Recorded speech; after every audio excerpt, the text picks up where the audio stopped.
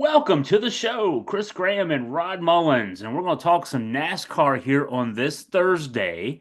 And we'll start back where we were this past weekend, Homestead, down in Miami, and Kyle Larson gets the win.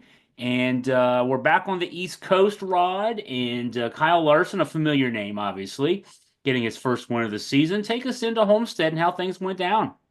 Well, like you said, first win of the season for Kyle Larson.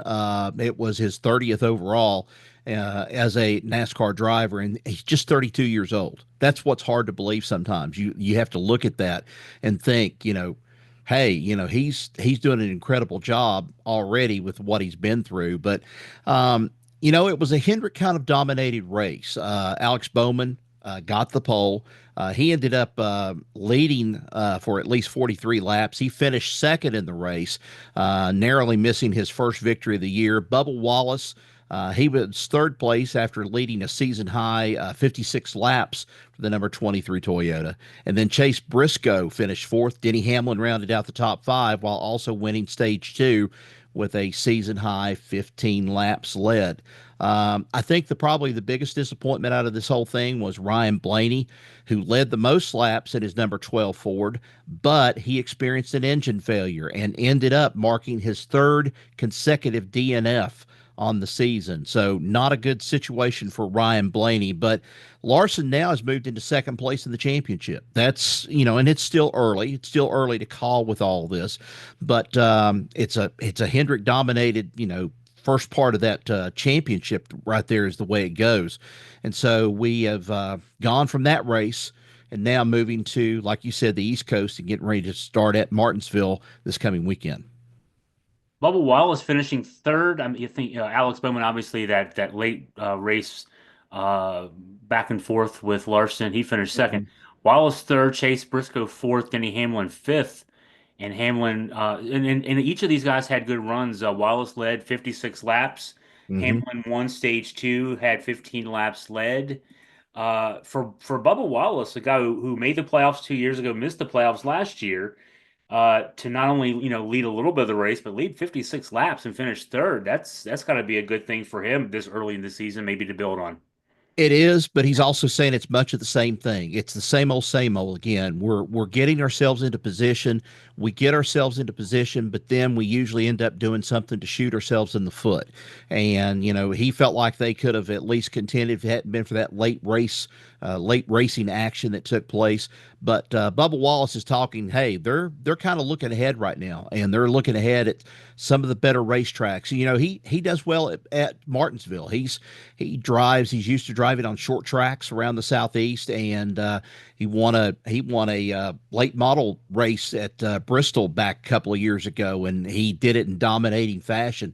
So I'm sure he's looking forward to getting back to Martinsville this coming weekend. But yeah, he had a good race despite finishing third. He still says it's some of the same old that they've got to get over this hump and these problems in order for them to really be contenders. He's got to accept success sometimes. Hmm. Third Yeah. place, there's nothing to cry about when you finish in third, especially given the expectations for him.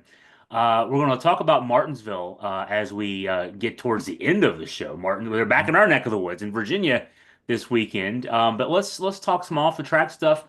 NASCAR. I mean, we've talked about the 2311 and Front Row Motorsports issues with NASCAR, the charters. NASCAR countersuing Yeah. 2311 and Front Row. What's the latest there?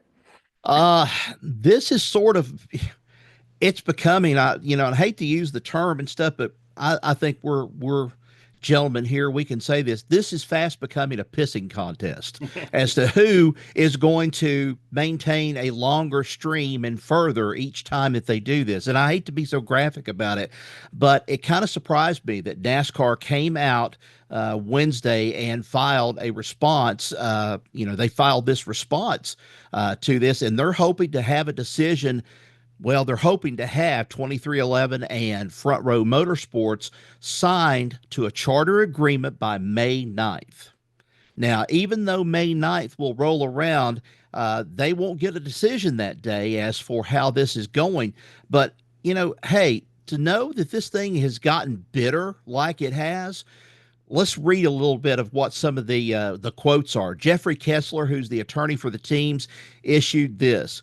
Today's counterclaim by NASCAR is a meritless distraction, and despite attempts to shift attention away from its own unlawful, monopolistic actions.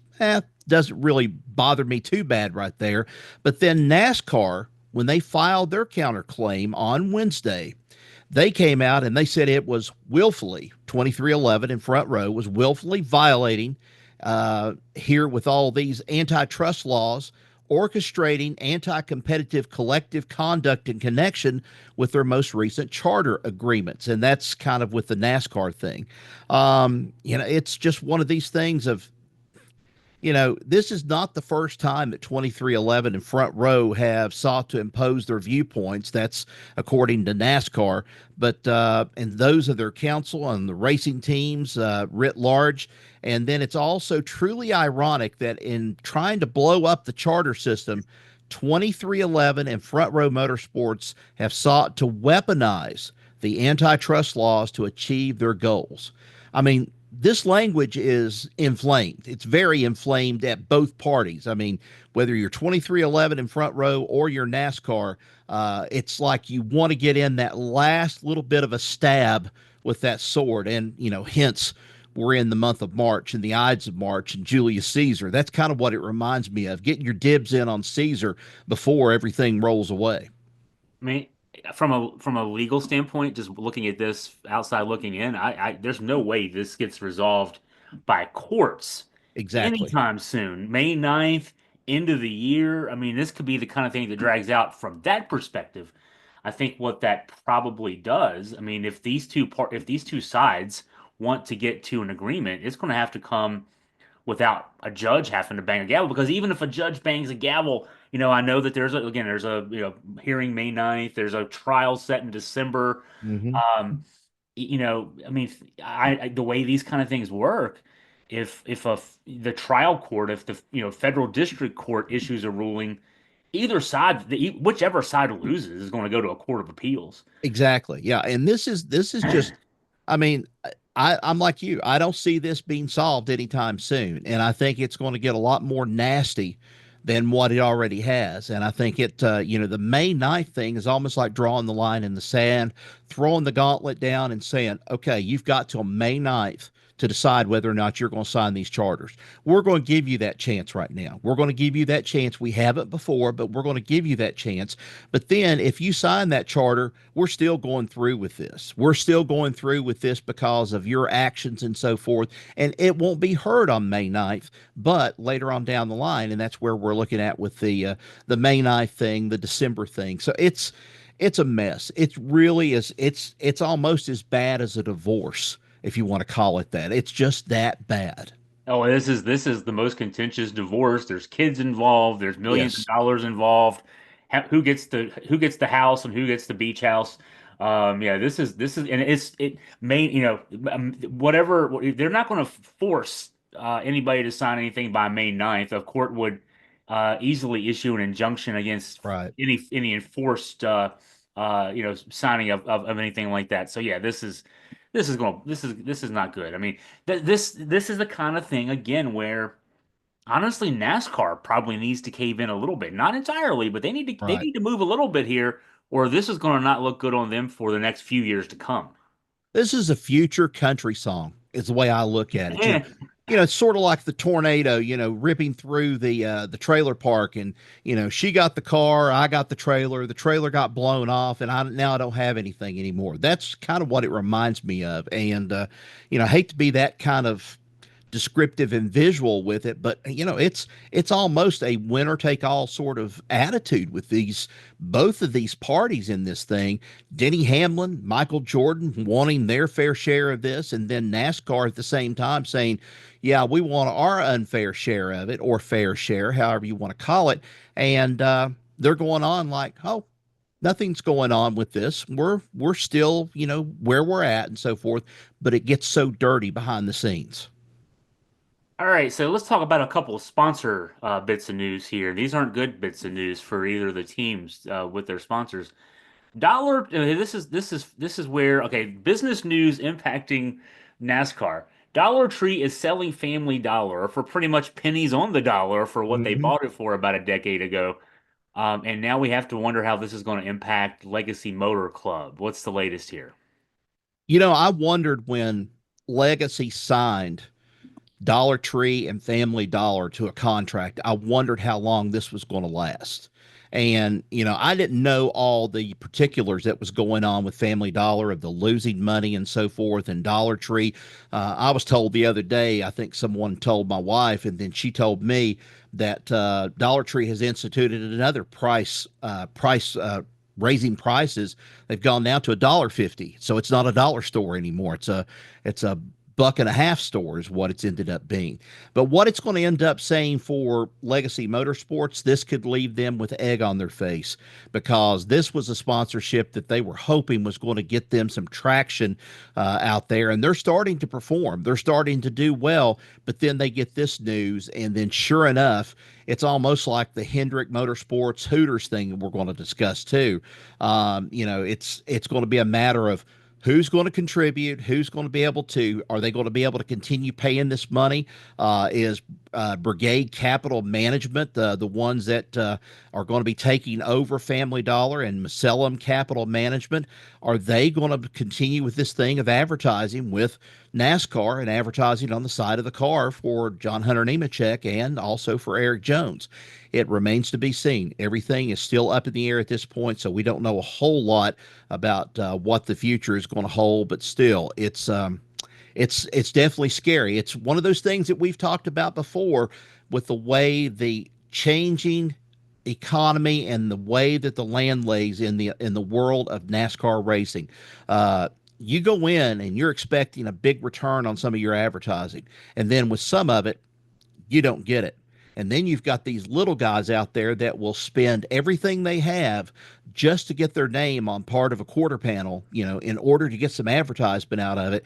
And usually it's not researched very well. And the driver that they pick usually ends up in the wall or behind the wall before the race is over with. And then you start thinking, scratching your head, and you're starting to wonder, did I spend my money on a worthwhile thing here? That's where it raises the questions. I used to work in the marketing side of things a little bit here at AFP, and unfortunately, I don't do that anymore. But from my experience back, and it's been several years. The changing marketing market is part of this too. I mean, Mhm. I know in the web business, it's harder to get uh the sponsors who just want their name on a website or anything like that, and that's the Right. equivalent of just putting your name on a car.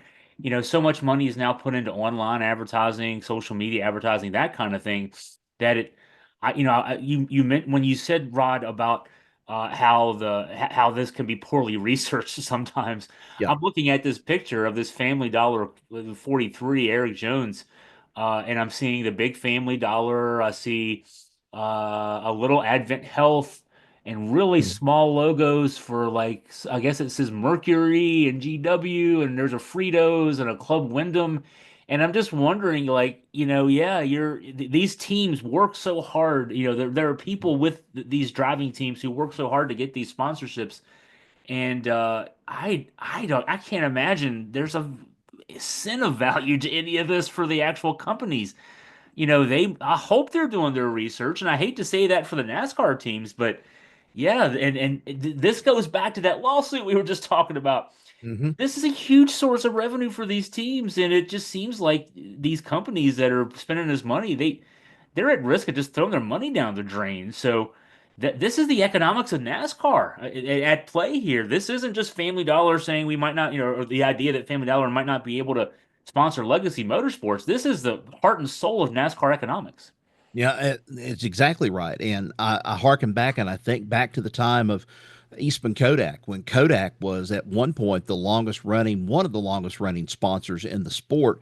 And then when they pulled out of the sport, went with Penske for a little while. I think they even raced some on, um, I believe it was Rusty Wallace. It was Rusty Wallace's car or Ryan Newman's car or something when he was driving at Penske.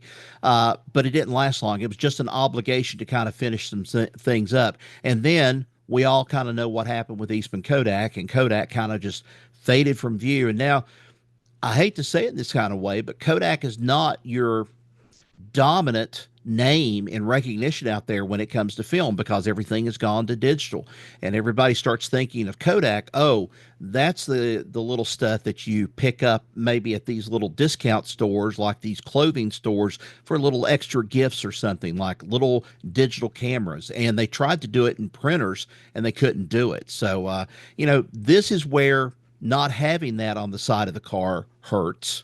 And then at the same time, when they do have their name on the car and the car is not well, performing well while it's out on the track, you kind of get labeled. And it's like, I don't know if I ought to keep up doing this or not. Probably one of the most profitable sponsorships around, and they could probably say this till the cows come home, was Goodwrench on the number 3 car. Probably one of the best deals that General Motors ever got into with Goodwrench parts and Dale Earnhardt, because it kept them front and center out there. And then when Dale Earnhardt was gone, they kept him around for just a little while when Kevin Harvick ran the car. But then after that, they faded off because there was no draw, they felt like, at that time to get in that car and be able to continue promoting their product. The next story item also relates to this. And Ron, when I was doing some research on the business side of Hooters, I found a very good headline. Because Hooters is having some financial issues. Obviously, Mhm. this factors into what we're going to talk about with NASCAR. The headline: "From boom to bust: the decline of Hooters." That seems appropriate enough. Let's see. So Hendrick Motorsports was owed $1.7 million for its sponsorship last year. There's an update here in terms of they're going to get some money out of it, just not what they thought.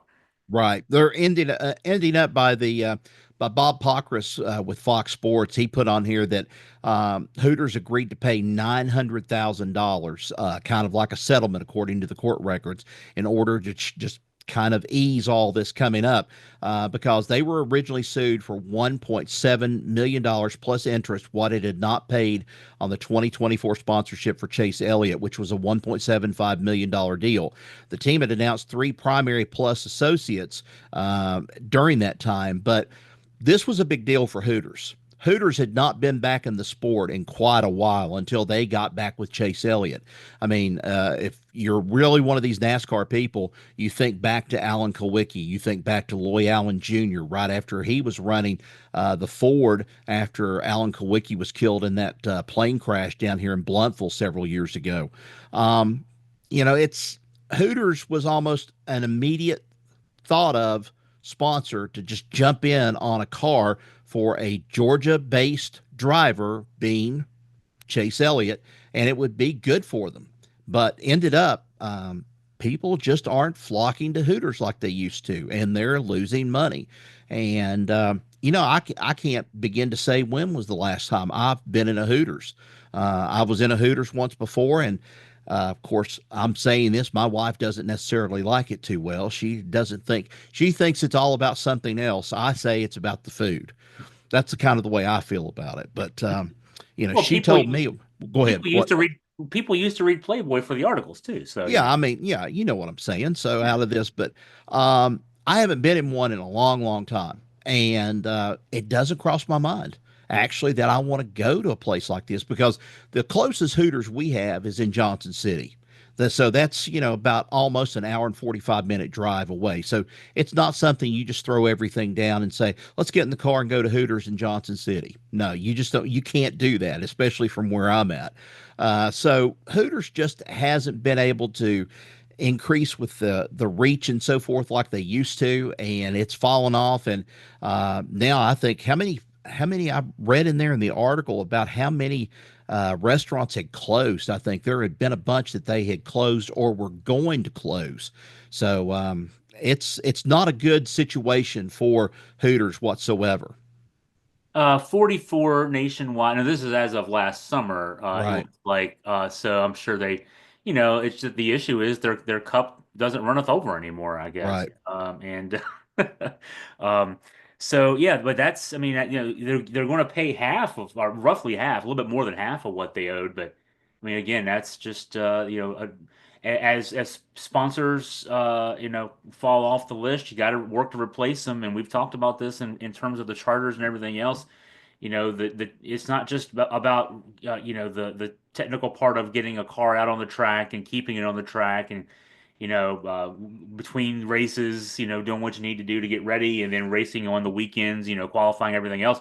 You got to have a whole team in-house dedicated to just finding sponsors, signing contracts, Exactly. collecting that money.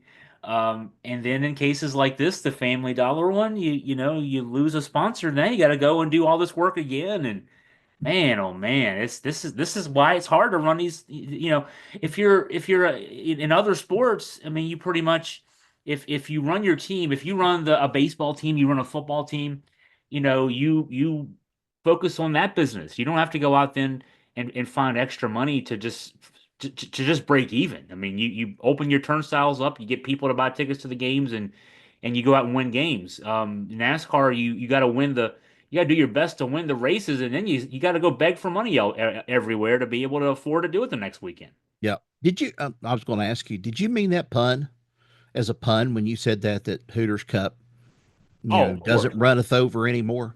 Oh, of course. Yeah, yeah. Okay, I thought Like so. the I headline didn't from want to Boom. draw attention to it too much, and I didn't want to sound, you know, out of place and distasteful with it. But Well, yeah, I detected it. So the headline from Boom to Bust. I mean, yeah, yeah, that. there's another good one. Yeah, you're Hope right. that I hope that the writer of that was aware that they were being clever. If not, it worked. Yeah, that's again, it's bad news for the NASCAR folks when they have Yeah. to find new sponsors, but that definitely comes up.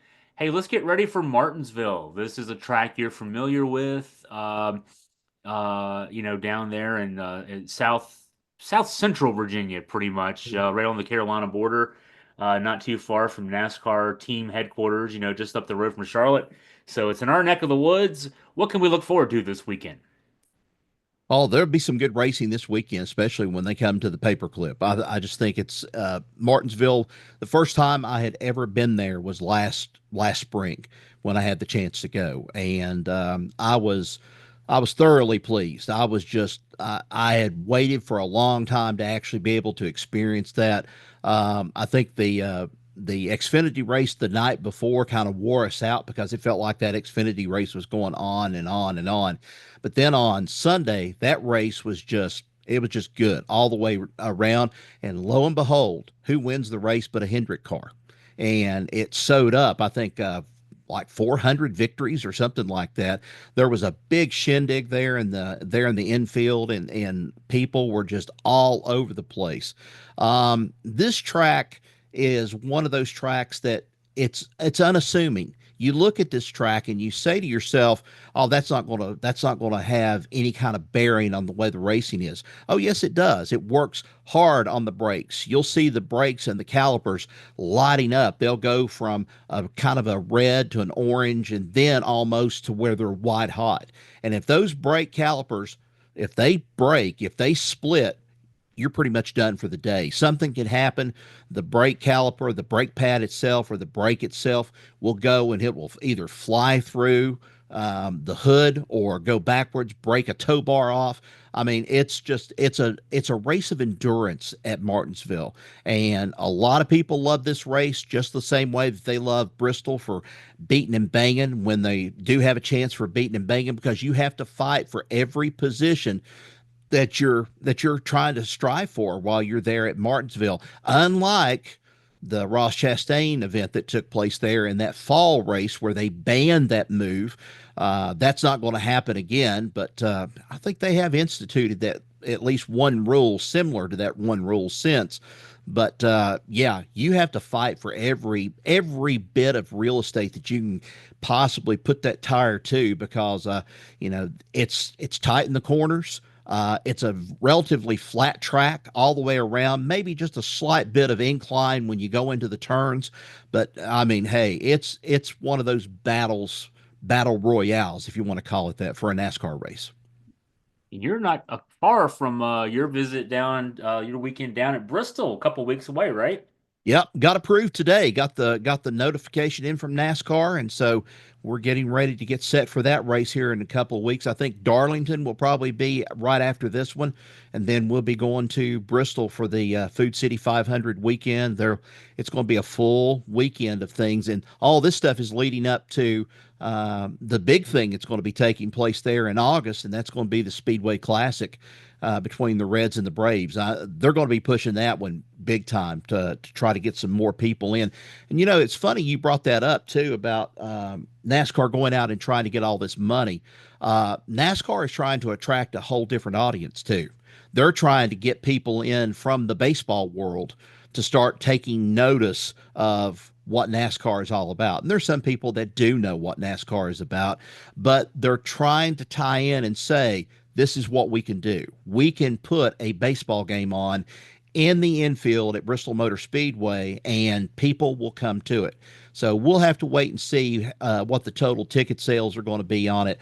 But I'm looking for a good Food City 500 race. We're back to the tire thing again.